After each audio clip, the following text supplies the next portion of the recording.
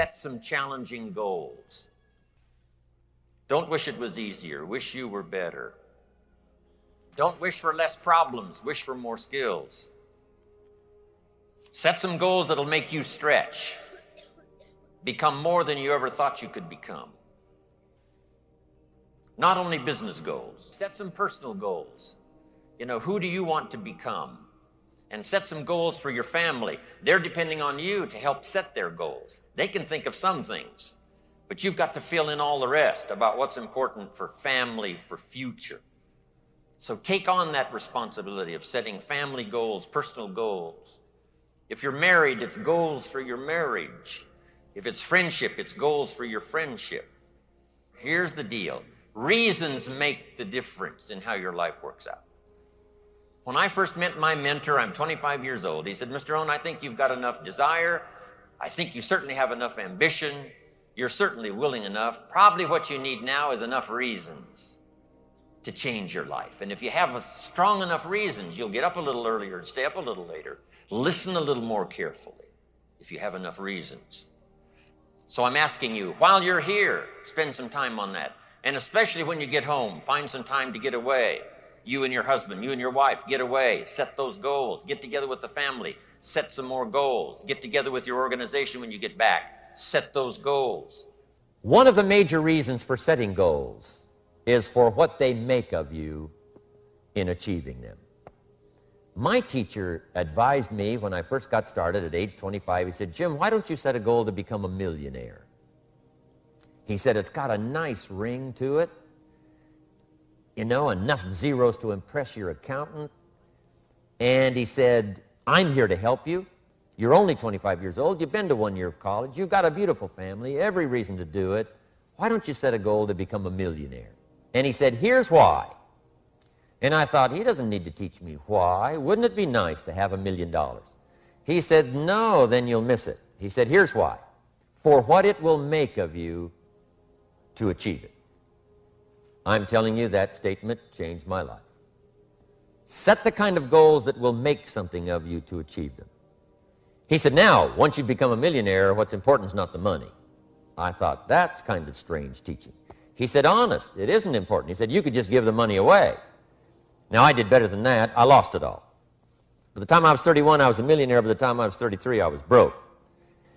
But when I lost all my money, guess what? I found out Mr. Schoaf was right. What was valuable was not the money. What was valuable was what I became to earn the money.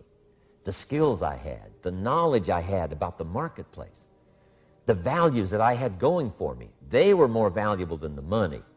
And here's an important statement to remember. It's not what you get that makes you valuable. It's what you become.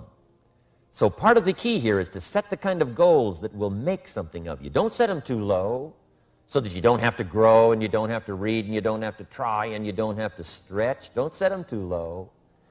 And then don't sell out. Don't go for something that's going to cost you your virtue or cost you your values or sell out your principles. There's a good middle road here to follow. Goals that will inspire, goals that will help you grow, change, develop, and become better than you are. What kind of person must I become to achieve all I want? Now we've got two things working. What you become helps you to achieve, and what you achieve helps you to become. And the more you become, the more you can achieve, and the more you achieve, the more you can become. Who knows which affects the other the most? So now just write this exercise. Start with a few sentences. Your concept of the person you think you must become to achieve what you want. This is time for a little truth here. Maybe you need to become much wiser than you are at the moment. You need to become stronger. You need to have better health. Maybe you need a little coaching. To really become the person I want to become, I'm going to have some coaching.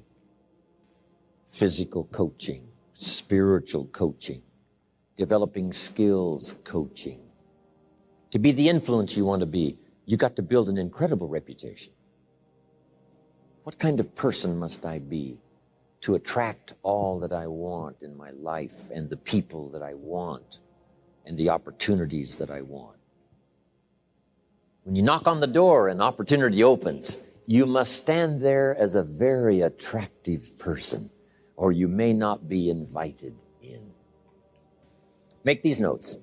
The key is to put everything on your list. Now, the key is to take it out of your head and put it on paper.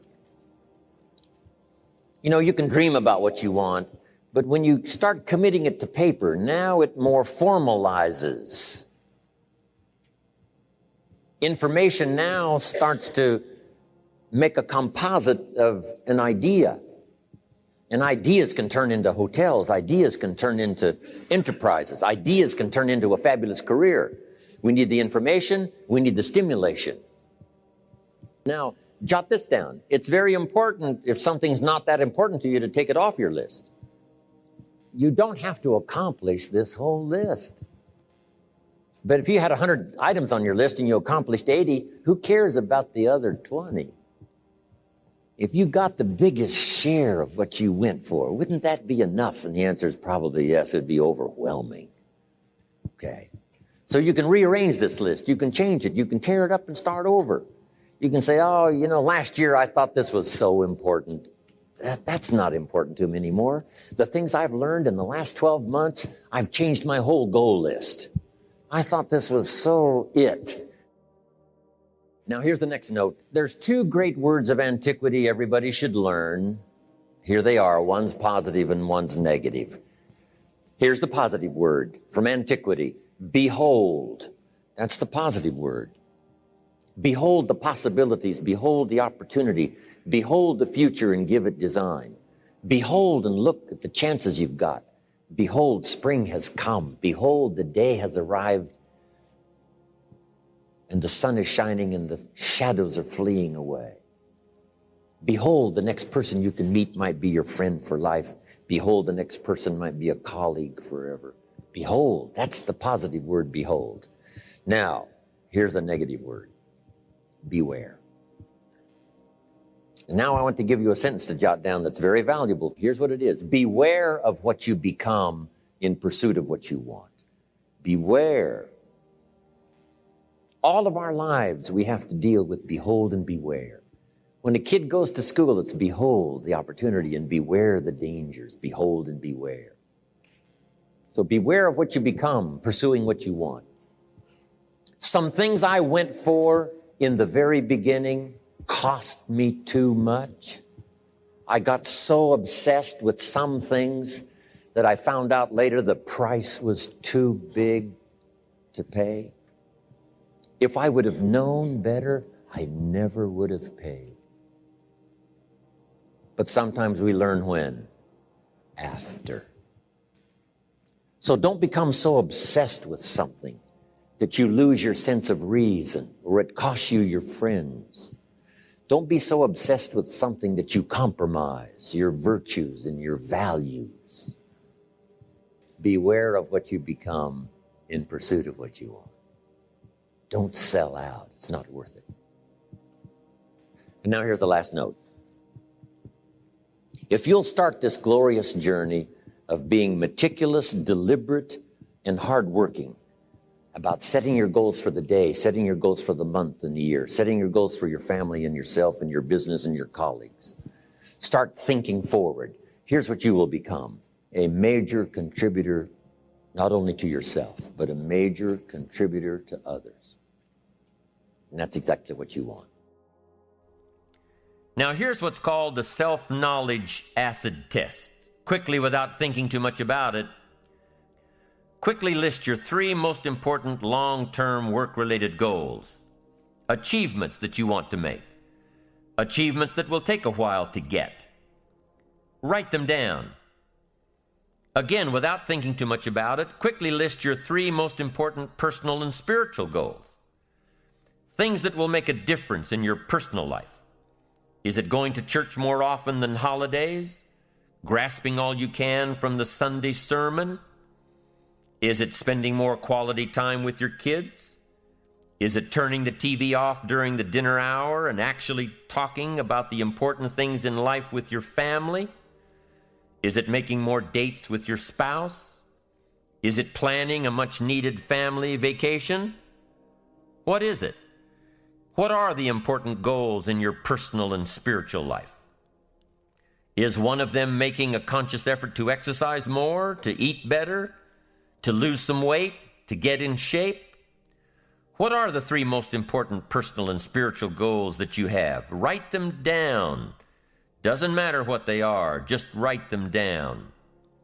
Now, take some time to really visualize what the achievement of these goals would look like. What does your future hold for you if you landed that big client? What does your future look like if you got that promotion? If you spent more time with your family? If you planned more outings with your spouse? What does your future look like? Really spend some time on this now. It's important stuff. What does it all look like? Ask yourself, is this really my goal? Is this truly what I want? Is it a positive goal? Is it important enough to me to become what it takes to reach this goal? Is it mine? Is it worth it? Redefine what actually is important to you. Redefine how hard you'll really work to get them. Now, there are 2 parts to this goal setting and redefining process. Number 1, don't set your goals too low. An interesting thing that we teach in leadership: don't join an easy crowd. You won't grow. Go where the expectations are high. Go where the demands are high. Go where the pressure is on to perform, to grow, to change, to develop, to read, to study, to develop skills. Now here's the second part on setting goals. Number 2 is don't compromise. Don't sell out. There were some things I went for back in those early years that I paid too big a price for. If I'd known back then how much it was going to cost me, I never would have gone for them. But I didn't know. Don't sell out. Achievement means moving forward. And in order to move forward, you must be motivated, inspired, ambitious. You must have dreams and goals that create ambition. Good ambition, positive ambition. Now, ambition does not mean being greedy. It does not mean being selfish. It does not mean getting ahead at the expense of others.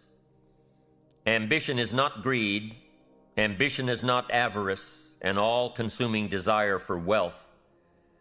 Ambition is not hoping you can win at the expense of others. Ambition is not greed. Ambition is an eager desire to achieve, an eager desire to get ahead in life, to do more for your family, to prosper in health, wealth, and relationships. Now, desire does not always translate into ambition. Desire is what you want for yourself: a bigger house, a better car, a fatter bank account, a better life. I desire to have these things. Ambition is how you get there. Desire is sometimes healthy. Desire is sometimes unhealthy. Desire might say, I want the tallest building in town. The destructive side of desire might urge you to tear all of the other buildings down. I guess that's one way to do it. You might get away with tearing down the first one and maybe the second one.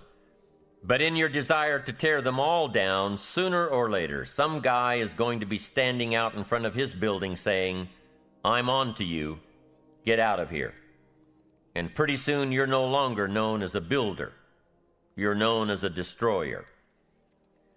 Now, the second way to have the tallest building in town is to see it, dream it, and plan it, and put your team on it, work on it. Go through all of the steps to get there. Do it right.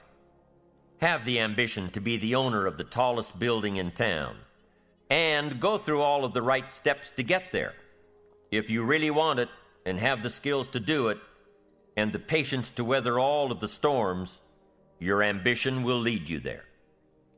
Having the ambition to do what it takes to get you where you want to go is good. Ambition is creative and constructive. Ambition is an expression. It's something inside of you you want to express in a positive way. I'm sure you have dreams of accomplishing great things. Are you ambitious enough to realize these dreams? Are your dreams strong enough to pull you toward your future? Are they vivid enough to see the end result now? Are they worthy of doing until you get there? What are your reasons for creating these dreams? Reasons vary from person to person. The list of reasons. Why is it so important to achieve these dreams? What are you trying to express? These reasons for accomplishing great things are different for everybody. There are personal reasons, sometimes uniquely personal reasons. Some people do well for the recognition. Some people do well because of the way it makes them feel. They love the feeling of being a winner, and that is one of the best reasons. Once in a while I hear someone say, "If I had $1 million, I'd never work another day in my life." Hey, that's probably why the good Lord sees to it that he doesn't get his million, because he would just quit. Family is another reason, a motivator for doing well. Some people do extremely well because of other people, and that's a powerful reason. Sometimes we will do something for someone else that we would not do for ourselves. How fortunate are the people who find themselves greatly affected by someone else? It's powerful. What has you getting up early, hitting it hard all day, and staying up late? What has you inspired? What are your reasons for doing well? What's at the core of your quest? Set a goal that will make you stretch for what it will make of you to achieve it. What a brand new reason for setting goals. What an all-encompassing challenge to have a better vision of the future, to see what it will make of you to achieve it. And here's why. The greatest value in life is not what you get. The greatest value in life is what you become. The major question to ask on the job is not, what am I getting here? The major question to ask is, what am I becoming here? It's not what you get that makes you valuable. It's what you become that makes you valuable. Set the kind of goals that will make something of you to achieve them. Learning to live well, because the ultimate essence of life is not a Ferrari. The ultimate essence is not a home. The ultimate essence is not a bank account. It's not $1 million. It's not a fortune. Here it is. The ultimate essence of life is learning to live a good life. That's the key. Whether you have modest resources or whether you have mega millions, either way, the real key is learning to live a good life. For living the good life, here it is. Productivity. You really won't be that happy if you don't produce. And here's the next bit of advice on that. Produce to the max if you possibly can. To produce a little is okay. To produce enough is okay. To produce some to get by is all right. But why not try productivity to the max? Andrew Carnegie, who built the steel industry back in the 30s, here's what Andrew said. I'm going to spend the first half of my life accumulating money. I'm going to spend the last half of my life giving it all away.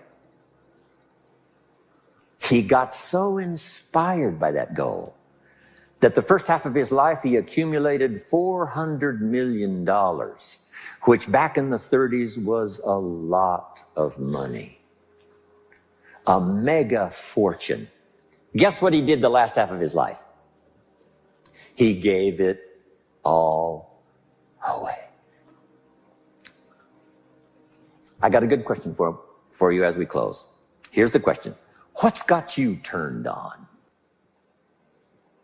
What's got you up early? What's got you eager to face the day? What's got you inspired to learn the extra skill, put in the extra time, go the extra mile, learn how to work with people, guarantee your future? Good question.